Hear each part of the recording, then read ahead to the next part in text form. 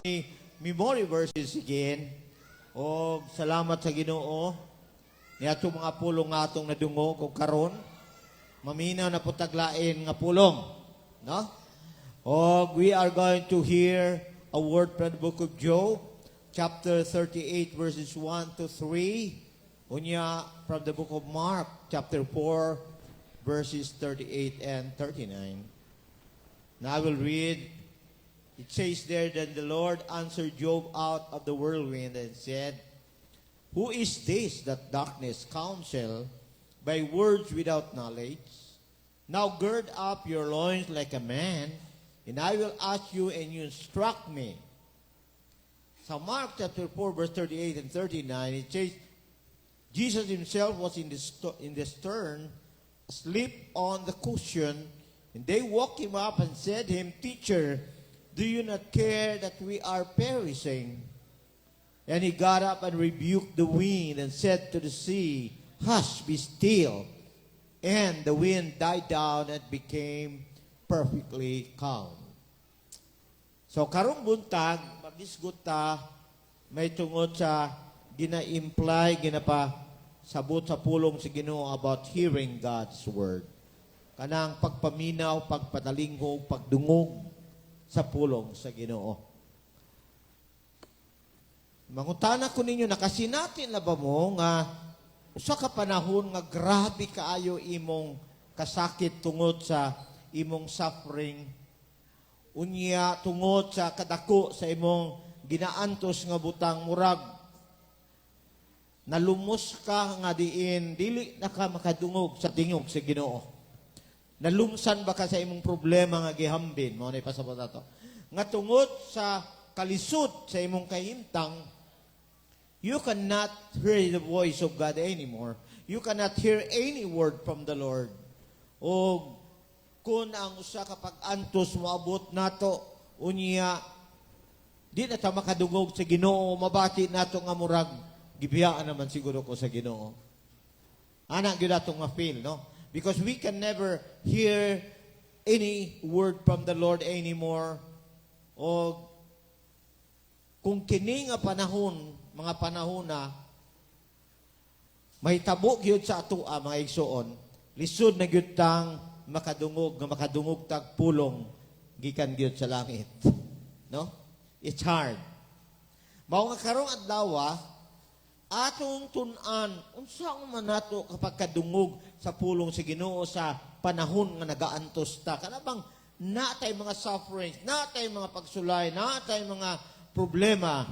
Unsaon nato nga makadungog ta sa pulong sa Ginoo? Atong tan-awon ang usa ka mga praktikal mga pamaagi aron nga atong mapahilom ang kasaba sa atong kalisod, aron madungog nato ang maayong magbalantay nga mugiya nato gikan sa kangitngit, no? And the Lord will just give us His voice that will enlighten our minds and heart so that we will be strengthened back again. So, karong buntag hisgutan nato ang minsaya about hearing God's word in times of suffering. Pagkadungog or pagpaminaw, pagpamati sa pulong sa Ginoo sa panahon sa atong mga pag-antos. Now, una natong tan-awon karon sa Bible, ang mga tao nga nakadungog sa pulong sa Ginoo sa panahon sa ilang pag-antos. People who heard God's word in times of suffering. We will begin with the book of 1 Kings, chapter 19, verse 9 and 10. We'll try to look at that man, the prophet. Ingon siya, then he came there to a cave, and lodged there, and behold, the word of the Lord came to him, and he said to him, "What are you doing here, Elijah?" That's the word of the Lord for him. Verse 10, he said, "I have been very jealous for the Lord, the God of hosts, for the sons of Israel have forsaken your covenant, torn down your altars, and killed your prophets with the sword, and I alone am left, and they seek my life to take it away." Now, Kisa may gisgutan ani diri? Come on. Kisa gisgutan?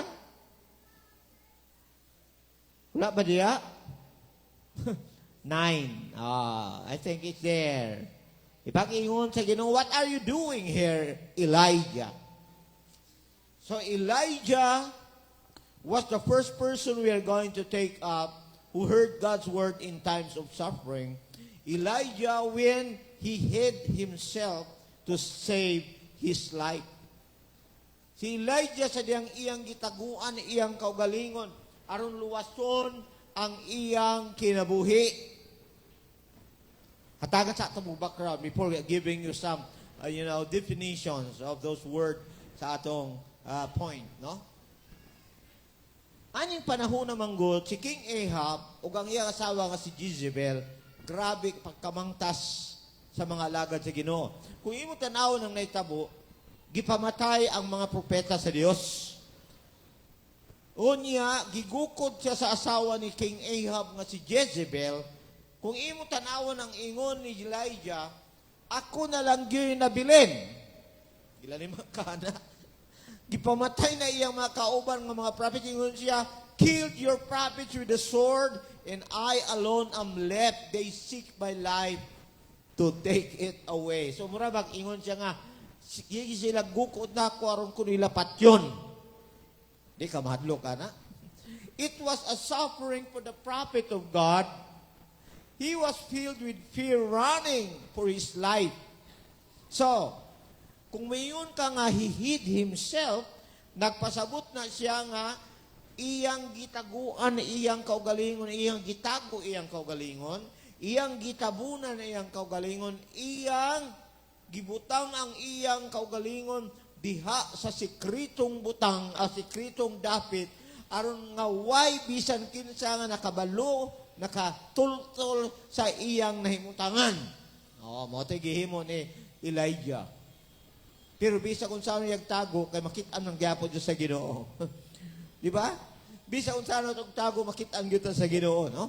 But, try to think that in the midst of the suffering of Elijah, he was running so that he can save his life. Naa siya sa kaladlok, naa siya sa problema, naa siya sa iyang pag-antos, mga paglutos sa hari o sa iyang asawa nga si Jezebel. Pero, taliwala ni ining panahon na sa iyang kinabuhi, nakadungog siya sa pulong sa Ginoo. Nindot kayo, no? That when you are in a suffering, in a very fearful situation, pertini mong hadlo ka and then you heard God. No? Makadungog ka. So, makita nimo nga posible yun kaayo nga bisan pa man sa atong taliwala, sa atong alantuson, mga problema, makadungog yun sa Ginoo gihapon.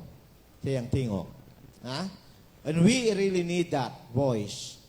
Now, another thing, another person we are going to mention sa Job 38 verse 1 to 3. Kaila ba tatanan kang Job? All right. Then the Lord answered Job out of the whirlwind and said, who is this that darkness counsel by words without knowledge? Now gird up your loins like a man, and I will ask you, and you instruct me. All right. So, ikaduhang tao nga nakadungog sa Ginoo sa iyang pulong, panahon sa iyang pag-antos, Job, when he was tested in his faith. Si Job sa dihang gisulayan siya sa iyang pagtuo.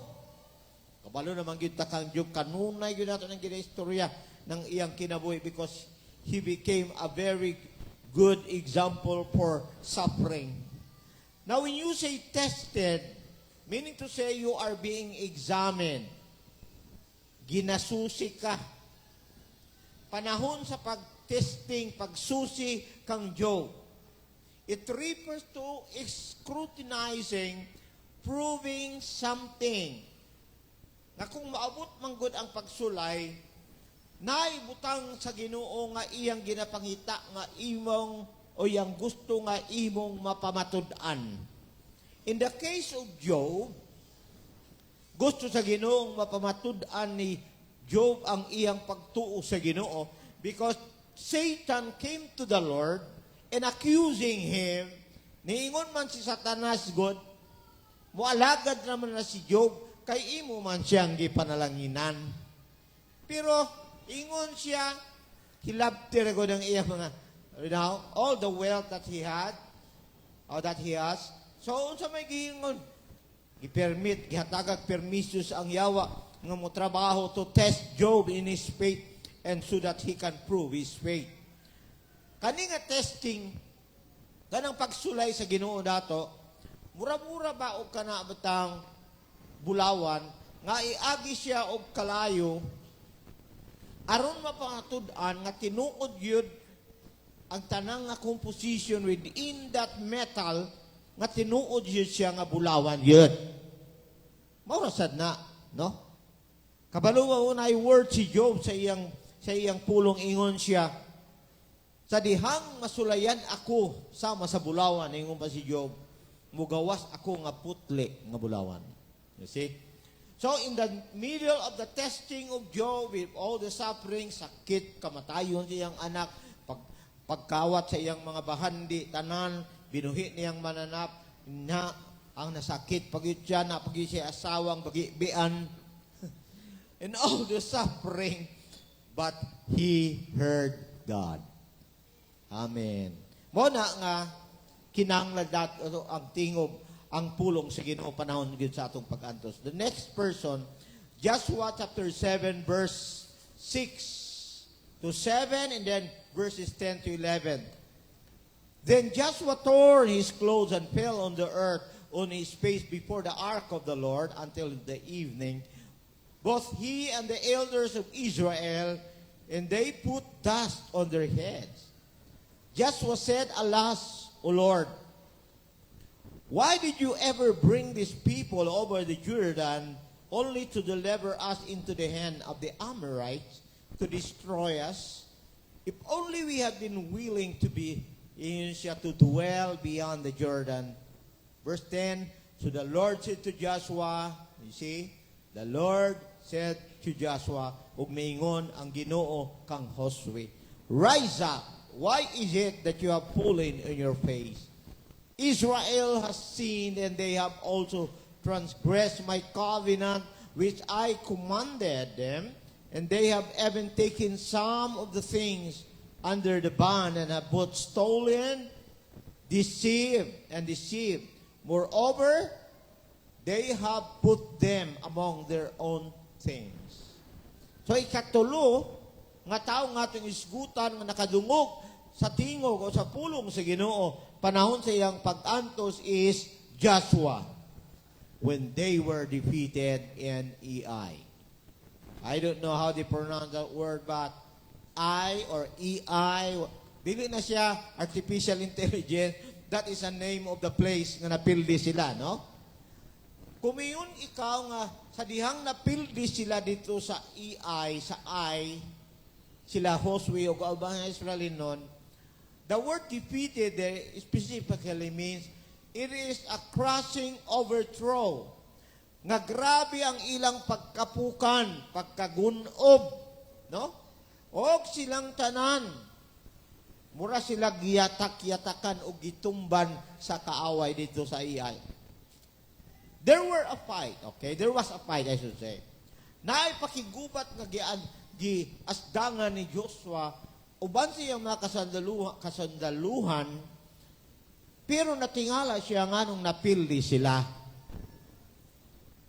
Gipildi sila sa mga Amorihanon, the Amorites, kontra man yun sa mga Israeli noon sa unang mga panahon, no? So, iyang gi-question ang Ginoo, Lord, maipag, nangamatay na lang mi dito lang mi sa Jordan, nga wa minimo dat adiri dapita aron lang yun may ipapatay sa mga kaaway. Puti niyang bagulbol, no? You know, usahay na yung mga suffering atong magian, na ay mga pag-antos o na ay mga kapildihan, failure nato usahay nga madawat. Nya mga tanong sa kay Ginoo nga ngano man, Lord, Pero gitubag man gyud siya sa Ginoo, no? Nakadungog siya sa tingog sa Ginoo in the midst of his defeat. Gisultihan gyud siya sa Ginoo sa hinungdan. Kasabot ba mo sa ginapasabot sa Ginoo diya? I don't know if you how familiarized you are about the EI's defeat of Joshua. Igingnan man gud sila kung makig-away sila sa mga Morehanon dito sa EI. Ginahanglan nga ang tanan nilang inilog ng mga butang, bulawan, salapi, o bisag unsa nga ilang makapture, why usa nga manguha. Why usa nga manguha. Unya kay si Akan, nalingla man gyud siya, nadani man gyud siya, gitago niyang uban. Iyang gikawat, iyang gikawat, iyang gitaguan. Wa kabalo si Joshua, but they suffered. The whole Israelite nation suffered the defeat. Usahay mga igsuon, natay mga suffering, and we want to hear God why. Gusto ta makadungog sa tingog sa Ginoo, pero dili ta makadungog kung usahay. Mu-blame pag kita, magbasol pag kita laing mga tao, or bisan unsa nila atong basulon, kay di ay, wa ta kabalo, nga naa di tayo gitaguan nga sayop, kalapasan, at tubangan sa Ginoo. That's why suffering sometimes comes, nagaumuabot ang pag-anto sa kapildihan tong kinabuhi because there's something that we have done to God that we are going to hide in ourselves. No? Pero sa ako nang gingon lagi, wa man tay matago sa Ginoo gud. So si Josue, sa panahon sa iyang kapildihan, sa pag-antot niya, he heard God. Di ba mo na atong kinahanglan, no? Natay mga financial problem, natay balatian, nakabalo ka nga naay, diagnosis sa doktor, grabe nga balatian, or isalikway ka sa imong mahigala, or nabagsak ka sa imong mga subject sa eskwelahan, wa ka ibayad sa imong tuition, and all those, suffering. Kung mo sangko ka ni ana nga kahimtang sa imong kinabuhi, daghan kay kang manahunaan. And some people who can just have no God in themselves try to commit suicide. Diba? Na yung mga simana nga sa Facebook, grabe, mga suicidal nga mga batan-o nag-suicide because all the problem. Pero mo nang panahon na igsuon, na kinahanglan gyud ta makadungog sa Ginoo. Kinahanglan gyud ta makadungog og word sa Ginoo. Because the word of God will be the one to build back our faith. Mao man ay mo pabalik sa kalig-on sa atong pagtuo. Nga kun atong unaw-naon karong buntag, kaning tulo ka mga tawo nga atong gipanghisgutan, dili man ni sila basta-basta nga mga tao. But we can prove through their experiences nga ang Ginoo sa diyang naatay mga pag-antos, musulti yun ang Ginoo sa iyang pulong nato. Amen. That we can still hear the word of God. Now we are going to see how. Ways of hearing God's word in times of suffering. Na yung mga pamaagi diri nga atong tan-aw, no? Nga makadungog to sa Ginoo sa panahon sa atong mga pag-antos. 1 Samuel chapter 30 verse 8. David inquired of the Lord, saying, shall I pursue this band? Shall I overtake them? And he said to him, pursue, for you will surely overtake them, and you will surely rescue all. All right. So sa panahon nga natay mga pag-antos, unang buhato nato, we must inquire from the Lord. Magpakisusita or mangutana ta sa Ginoo. At tanong mong background mo sa, no? Kanunay man natin yung ginaisgutan niya akong gibasa nga part sa scripture. Morning panahon na nga diin,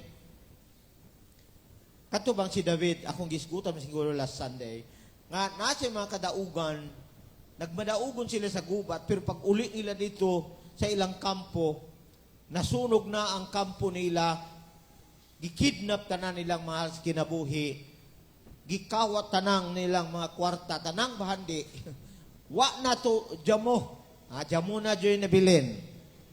Niya mo to nga, wa na ilang mga asawa, mga anak, pertin lang hilak. Dili sa yun. No? Nga pag-abot nimo sa imong balay, wala na imong mga mahal sa kinabuhi. And they keep on crying until nawad-an na o kusog si David sa iyang sigig hilak sa Ginoo. But what he did, he inquired from the Lord. Nangutana gid siya sa Ginoo. Unsa man ang word nga inquire? Kanang word nga inquire, it means to actively seek God's divine guidance and permission through prayer before taking action. Nagpasabot, nga kung magpangutana ka sa Ginoo, mangita ka sa langit nun nga paggiya sa Ginoo, og mananghid ka pinaagi sa pag-ampo, unsay angay nimong buhaton, usa pa ka maghimo sa imong kaugalingong remedyo or pamaagi. Nakasama mo to? Unsa may gingon ni David sa Ginoo? Shall I overtake them? Shall I pursue this band? Ako ba ning gukdon, apaso ning mga tawhana, aning mga kidnapper, ning mga kawatan, nga way batasan? Ako ba silang gukdon, Lord? Nitubag ba ang Ginoo? Aman. Nitubag ba ang Ginoo? Kanang and he said to him, Ginoo ng hidiya kay capital letter H man. Gingnan siya sa Ginoo, pursue, for you will surely overtake them and you will surely rescue all. That was the word of the Lord for David in the midst of his suffering. By consulting the Lord, David demonstrated total dependence on God to determine his next steps rather than relying in his own military strategy after a devastating raid that they suffered, no? So usa ka makalilista nga pagbanhig sabot ana pagbanhig iyang gipakita ngadto sa Ginoo nga, Lord, ikaw gyud ako saligan sandigan sa tanan, Lord.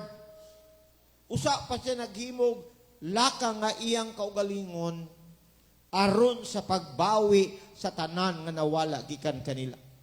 And because he heard the word of God, makita nato niya that something had happened. So, mano itong buhaton? When we are suffering something in our lives, in our families, in our children, pangutana sa Ginoo. Everybody say, mangutana ta sa Ginoo. Ha? Mangutana ta sa Ginoo. Good. Mabitaw itong si Inday sa diyang gitabang na kung wife dito sa hospital. Grabe, daghang pangutana sa said, daghang pangutana sa Ginoo, why, and all the whys, no? Mas maayo man gyud ng tubag gikan sa Ginoo kay mahimo yon nga naay kalinaw sa tong nahuna o kasing-kasing. Pero kung sa mga tao kamangutana, makadaiya na lang ang uban, magyaga ang uban, di na mao ang tubag, no? It is good to inquire from the Lord so that we can hear His word.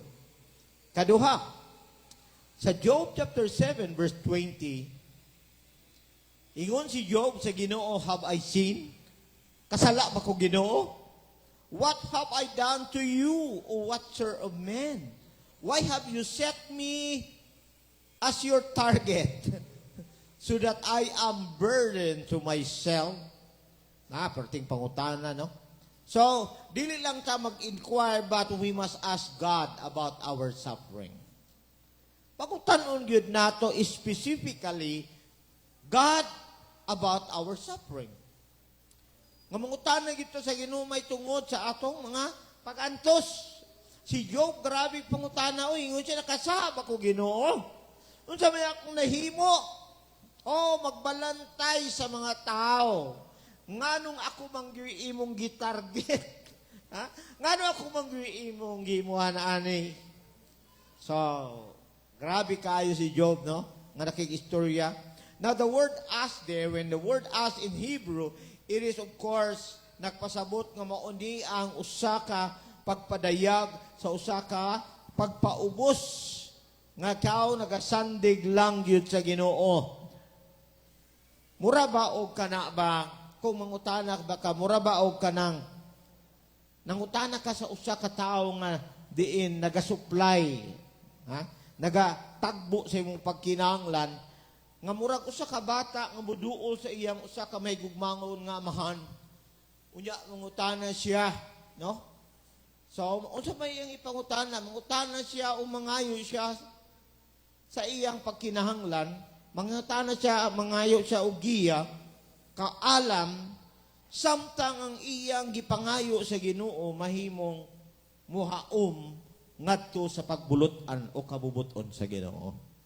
Ingon ana siya ang word nga ask. So when Job was asking God of all those questions about his suffering, he was not really nag-ingon ka, ngano Lord, di mo maning gitugutan, ngano Lord? No. But gusto lang siya explanation so that he will be enlightened, so that he can understand how God is working according to His own will. No? Ug ngunay makapahupay sa atong pagbati when we are in a suffering, kung makadungog ka sa tubag sa Ginoo sa imong pangutana, then that can pacify your sorrow and all the problems nga imong gibati. Ginahuna. Ikatulo, mga igsoon. Ikatulong paagi, how can we hear God in times of our suffering? Isaiah 40 verse 31, yet those who wait for the Lord will gain new strength. They will mount up with wings like eagles. They will run and not get tired. They will walk and not become weary. Ikatulo, we must wait for God's answer. Atong hulaton ang tubag sa Ginoo. Kani, in waiting, kailangan gyud pasensya, pagpailog, because you need to wait for God's answer. Now, the word wait there, it means to bind together like a cord or to twist, symbolizing the weaving of your life into God's strength. Mura bag imong ila ang imong kaugalingon ngadto sa kusog sa Ginoo. Nagpasabot nga nagapangita ka sa Ginoo sa iyang tabang, sa kaluwasan sa imong problema, ug giya inay nga mudepende ka sa imong limitado nga mga abilidad. Unsaon nimo pagsulbad ang imong problema. So, in times of your suffering, wait for God's answer because you've been inquiring, you've been asking God, nangutan naman ka sa Ginoo, so paminaw sa iyang pulong, because when you hear God, mukalma ka, ug mahimo kang makabalo, ngano, nga gitugutan na sa Ginoo nga may tabo sa imong kinabuhi. Paul was explaining sa Book of Corinthians, naasay gitawag niya sa iyang kaugalingon nga thorn of the flesh. Daghan kayong explanation ng kanabang tunok sa akong unod, ngayang ginaingon, no? Daghan kayong mga explanation, but we'll just try to take nga si Paul, napod siya problema nga wa po siya natubag. Iyon sa katulo na yung ko ni ampo sa Ginoo. Wala yung ko niya gitubag. Pero finally, in the middle of his waiting for God's answer, sa iyang pagpaabot sa tubag sa Ginoo, giingnan daw siya sa Ginoo that my grace is sufficient for you. Ang akong grasya, igo na alang kanimo. Wala man sa niingon si Paul itong naayo siya, nawala tong iyang tunok sa iyang unod, sa iyang kinabuhi. But the Lord had just said to him, my grace is sufficient for you, that in time of your weakness, you will be strong. Nag-ingon ang Ginoo niya nga sa panahon sa imong kawayangon mahimo kang magmaligon nganuman kay ingon ang Ginoo ay ang gidapasabot nga ang akong grasya sufisyente nga moingon o mohimo nimo nga lig-on. Adi, nawasan si Paul. Nawasan si Apostol Pablo sa iyang problema because he heard the word of God. Mao nga kita maminaw gyud ta. Everybody say maminaw gyud ta sa pulong sa Ginoo. Why? Because in times of suffering, sa akong giingon, mahuwasan ta sa atong kaguol, sa atong mga problema, o sa atong mga pangutana sa atong nahuna when we hear the word of God. Now, we are going to see the outcomes of hearing God's word in times of suffering. Romans 10 verse 17. Kaning atong verse, kanunay natin yung ginaisgutan para sa mga bag-o, pero nakaingon ko nga apil pag yun sa mga karaan yun. Ingon siya, so faith comes from hearing and hearing of the word of Christ. So when you hear God in the midst of your suffering, we will receive what? Faith. Everybody's faith. Kita makadawat og pagtuo. Unsa klase nga pagtuo na? Pagtuo aron ka maluwas sa imong kalag, dili usa ka pagtuo nga maluwas ka sa imong present situation, whatever problem you are facing, you can have faith. Why? Because you hear the word of God. And the word receive, it means to actively take hold of. Kana bang magunitan yun nimo, makagunit, makaangkon ikaw, o makasakmit, madakpan nimo. Alright. Ang pagtuo, gikan sa pulong sa Ginoo nga imong nadungog. Muna, why? Because kasagaran nato nga mga Christians manggod, muubos gyud ang temperature sa atong pagtuo panahon sa pagsulay. No? Murag mulaylo gamay. Murag matandog ang kainiton, ang kadasigon sa atong pagtuo, moabot ang gitawag natong kaluya. So, but when we hear the word of God, moabot ang revival sa imong faith. Bitaw, Lord, no? Bitaw, Lord. Ha? Naay panahon nga, ako'y kabalakan jud, no? There were worries in my mind. Daghang kaay ko kabalakan, ginahuna-huna, you know. But after praying, uman ko nag-ampo, nangita jud kog tubag sa Ginoo, Lord. Ingko tubagaragug ko. Tubaga, Lord. Kabalo mo sa giingon sa Ginoo nako, worry not. Worry not. For you are my son. I have chosen you, and I will take care of you. Kung nagiingon sa Ginoo in the spirit realm. Pagkadungog na ako bitaw, no? Anak man ko sa Ginoo. Anong babala ka man yun ko? Nga anak man ko sa Ginoo, gipili man ko sa Ginoo. Ingon sa Ginoo, cast all your care upon me, and I will care for you, for I care it for you. Diba? When I heard those words, wow, nabangon akong pagtuo pagbalik. No? Naligon akong pagtuo pagbalik because I heard the word of God. Mao na, nga when we can hear the word of God, when we are suffering something, makadawat yun tag pagtuo nga makulik-on pagbalik sa atong pagtuo. Amen? Mao na, ang kinahanglan yun tang maminaw. Psalms 119 verse 28, he said, my soul weeps because of grief. Strengthen me. You see that? Strengthen me. Liguna ako. Sumala sa imong pulong. Strengthen me according to your word. And Isaiah 40 verse 29, ingon siya, he gives strength to the weary, and to him who lacks might, he increases power. I like that word, you know. Siya nagahatag og kalig-on ni atong mga adunay kaluya ug ngadto kaniya nga adunay kakulang og kusog. Siya nagapa uswag sa gahom So when you hear the word of God, we will be strengthened spiritually. Right? Kita mahimong magmalig-on. Unsa nga kalig-on? Managko imong muscle, no. Mahimo kang lig-on diya sa imong espiritu. Because God will ingon siya, I will provide, I will increase power. Gahum. In the gahum, ang gahum nga naa nato is ang gahum sa Holy Spirit nga naa nato. The word strengthen, kanang word nga lig-onon or kita mamalig-on, nagpasabot nga ikaw may mong kusgan, may mo ikaw nga magmadaugon, ug ikaw makabarog sa walay pagkatarog sa imong pagbarog nga lig-on. So you are strengthened. Mao nang giingon si Paul. Unsa to ingon niya? I can do all things through Christ who strengthens me.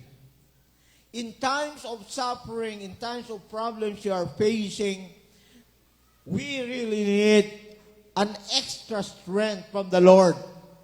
And the Lord is providing, of course, His strength. First, ingon siya, strengthen me according to your word. Paminawa ang pulong. Hinumdumi ang pulong nga imong nadungog. Hinumdumi ang mga saad sa Ginoo nga imong nabasa sa iyang pulong. In all those words that can make you strong. Diba? So, when you remember those words according to the Word of God, you will become strong again. Hallelujah. In the third outcome, of course, in 1 Kings chapter 19, verse 15, the Lord said to him, Go, return to your way to the wilderness of Damascus, and when you have arrived, you shall anoint Azael king over Aram, and Jehu the son of Nimshi you shall anoint king over Israel, and Elisha the son of Shaphat or of Abel-Mimhula you shall anoint as prophet in your place. Continuation ni sa story ni Elijah katong nagtago-tago siya. So he departed from there and found Elijah the word of Shaphat, while he was plowing with 12 pairs of oxen before him, and he with the 12, and Elijah passed over to him and threw his mantle on him. You know, kung imo tanawon sa verse 15, makita gyud nato nga niingon ang pulong si Ginoo, the Lord said to him. Dili tao ang nakigsulti niya, Ginoo maoy ni sulti niya. He said, "Go, return on your way to the wilderness." So, when he heard God, diba nang utana sa Ginoo, Elijah nga nagunsa man kadiha, Elijah. Kitaan man siya sa Ginoo kaon dito sa under the juniper tree. So motong gitubag siya unya giatagan sa pulong, nakadungog siya sa pulong sa Ginoo. Pagkadungog niya sa pulong sa Ginoo, iyang gituman ang pulong sa Ginoo. So, that's the third outcome. When you hear a word of God, we can follow His will, or we can follow God's will. Mahimo natong matuman ang kabubuton sa Ginoo. It's so hard sometimes nga naa ka sa suffering, nag-antos ka na kay problema, napuno ka sa kabugat sa imong kinabuhi, unya human, dili pa yung ka makatuman sa kabubuton sa Ginoo, musamot imong problema. But when you hear the direction of God towards or according to His Word, and once you will follow His direction, you can follow His will. And when you say you can follow His will, meaning to say, nga imong masunod, matuman ang iyang kabubuton, ang gusto niyang mahitabo ni anang aktuha nga naa ka sa suffering. When Elijah heard the word of God, he followed the will of God. O makita nimo nga natuman niya unsay gusto sa Ginoo nga may tabo sa iyang kinabuhi. Now, I believe that when God permitted some suffering in our lives, nagyuminsay ang Ginoo para nato. Mo na nga moingon ko karong buntag that when there is suffering, ask God, Lord, unsa may imong minsay Ginoo aning mga panghitabo sa kong kinabuhi karon? What is your specific message, Lord? Ngano man, Lord, nga nahitabo man ni? No? Kung imo tanaw ng sitwasyon sa kalibutan, when there are calamities like what is happening right now, there are many earthquakes nga diin dili lang hinay kundi dinagko nagyot nga earthquake. Usara mo atong interpretation para sa atong kaugalingong pangunahuna, ha? Ngano may tabo man ni? It's a warning from God. God is calling these nations to repent and return to God before He comes to the world. Di ba? Mukaingon yun, kung ako'y pangutan-on nga nung tugutan mo sa Ginoo, ginawarningan sa Ginoo ang mga tao nga maghinulsol na. Prepare themselves because the Lord is coming for the judgment day. O kung imo tanawan ng mga nasod manggod nga gipang-atake, they are all controlled by Catholicism nga mga religious activities. No? Kaning mga grabe, pila to ka, unsa to yung intensity nga ni kuan sa Venezuela? Is 7. All right. And then karon sa Mexico is 7.4 or 7.3. Dili basta-basta, no? Kita 6.9. Hapit. All right. Kita makadagan manggalit gawas tong balay. O niya, mao na nga kung may tabo na siya, naay mga calamities mangutan na tadayon sa Ginoo Lord. But we know in His Word, nasulat naman gud sa iyang word daan nga before siya mo abot, before siya mo balik, there will be earthquakes, there will be wars, di ba? There will be Christians that will leave the faith na mga Kristohanon mo biya silang pagtuo. You know? O unsay na itabo karon sa itong nasod, kabaluman tang tanan, unsay na itabo sa Senado, ng uban maglagot na mo tanaw. But all these things, kining tanan nga nang itabo karon sa itong nasod, God has a plan behind it. Let's just pray. Ampo lang yun nato that the will of God will be fulfilled.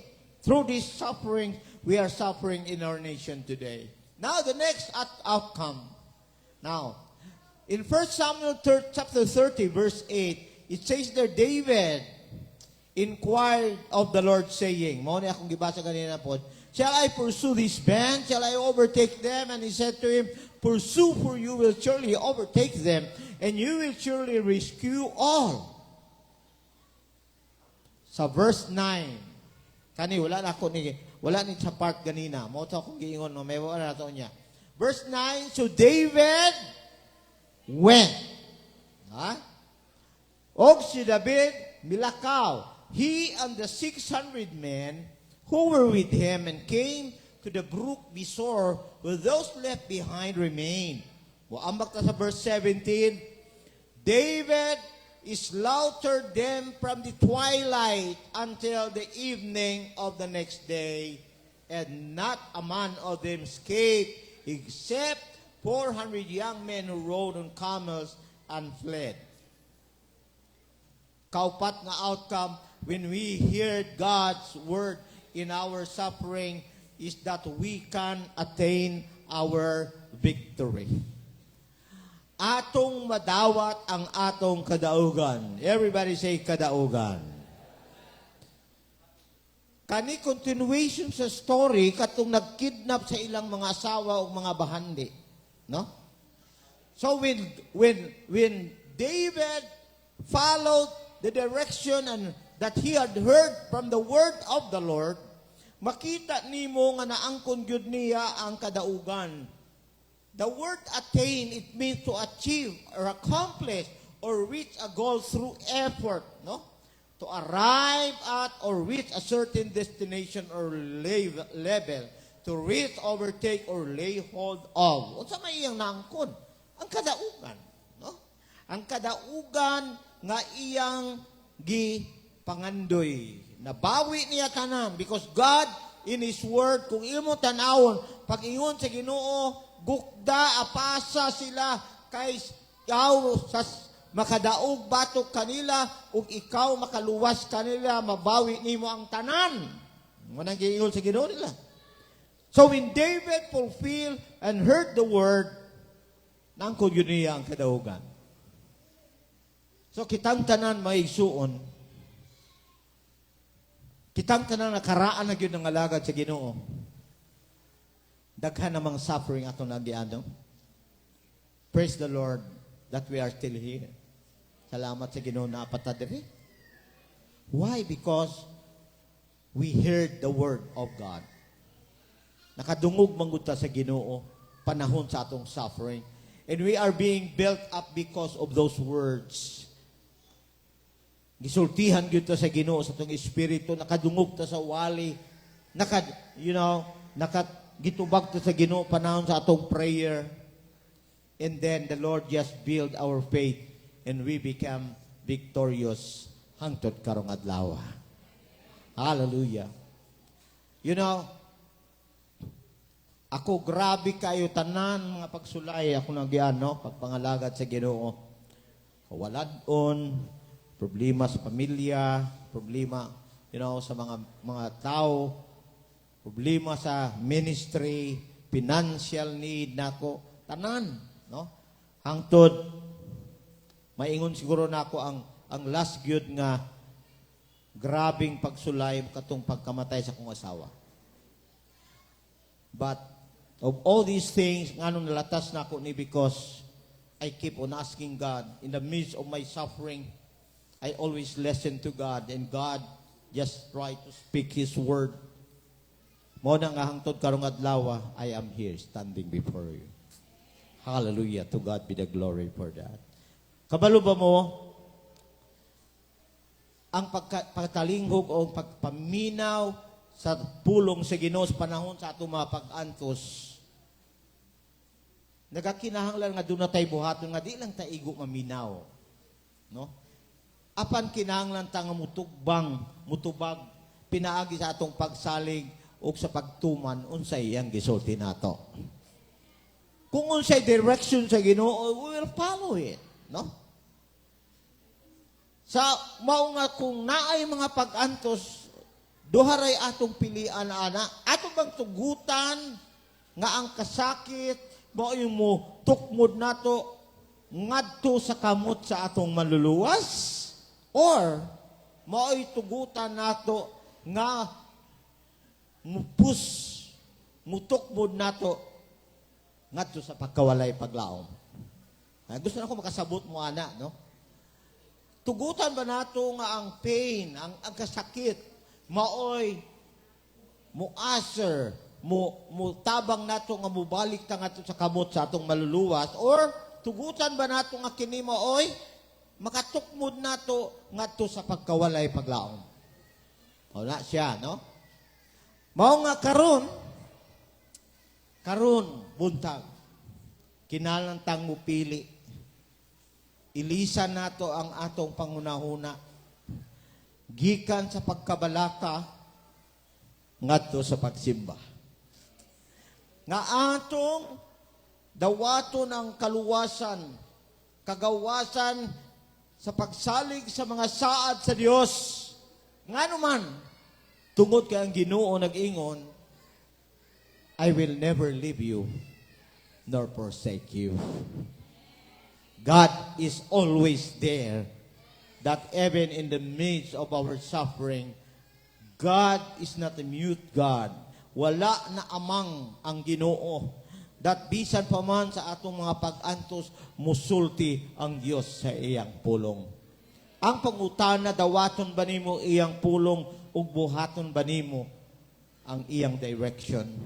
Because in that way, diha nimo madawat ang tanan malinugdangan sa pagpaminaw sa pulong sa Ginoo panahon sa imong pag-antos. I don't know your situation today. Wa ko kabalo sa imong sitwasyon karon sa imong kinabuhi. But if you know that you are now in a suffering, na kay pagkinahanglan, na kay problema sa imong kinabuhi, try to hear God today. Hallelujah. Himuwa nga ang pulong si Ginoo, mahimo nimong giya karong buntag. Pangutan ang Dios. Ug ang Ginoo mo padayag nimo, tumana ang iyang pulong na imong madungog. Shall we all rise? Praise the Lord. Samtang napunta sa kalibutan, maigsuon, musangko or makaatubang yun taong nagkalain-laing mga pagsulay, alantuson, mga pagkinahanglan. But the Lord is saying today, nga naa siya permi. Nagulat lang nato. Nagulat lang nato nga mangutan ta. Musangpit kaniya. Nga ginatanaw to sa Ginoo nga kinsa may atong saligan, ato bang kaugalingon or mosalig ba ta ngadto kaniya lamang. Whatever your problem today, reach out your hand to the Lord. Hallelujah. Reach out the Lord with your hand today. And I know that the God who loves us, ang Ginoo nga naigugma nato, mutubag nato sa itong mga pangutaan. Lord, hallelujah. Thank you, Jesus. Lord, I pray today, among ginaisa mo makamot, O Lord. Nagasimbolo, nagapailang, kami nagasurrender lamang kanimo. Kung nagaingon kami karong adlaw, wala dyan kami arang mahimo, Lord.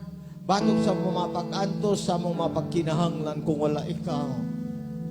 Bawa sabta nag-iisa kami sa mga kamot, Lord. We want to reach you out with the people who are suffering this morning. Sa mga tao nga doon ay mga problema, mga pag-antos, Lord. Just touch them, Lord. Reveal yourself to them. Reveal your word to them. Speak your word to them. Sultihi sila, Ginoo. Pakikistorya kanila, Lord. Una sila, Lord. Nga malatas nila, Ginoo, ang mga pagsulay. Malatas nila ang ilang mga lantuson karong adlaw. Oh God, thank you, Jesus. Maybe the problems may vary, Lord. Na sila problema, Ginoo, sa ilang pamilya, ilang finances, sa ilang mga balatian, sa ilang pagkinahanglan financially, Lord. Problema sa mga anak, oh God. Problema, Lord. Sa ilang mga kauban, mga classmate, kauban sa trabaho. Tanan, Lord, pakaya rani mo, Lord. But we want to hear a word from you today. Lord, speak forth your word to those people who are suffering, oh God. Lord, let them always remember your word, which says, I will never leave you nor forsake you. Dili ko kamo pasagdan, o dili ko kamo pagabiyaan. Lord, bless all your people today, oh God. Bless us together, Lord. With the message this morning, strengthen us. Oh God, revive our faith, Lord. Then let us stand strong. Like David, like Elijah, Lord, like Joshua. Thank you, Jesus, for the victory against our suffering, Lord. We bless your name for all the words that we have heard. We magnify you, Lord, and give you back all the glory and honor today. In Jesus' name. Amen and amen. Hallelujah.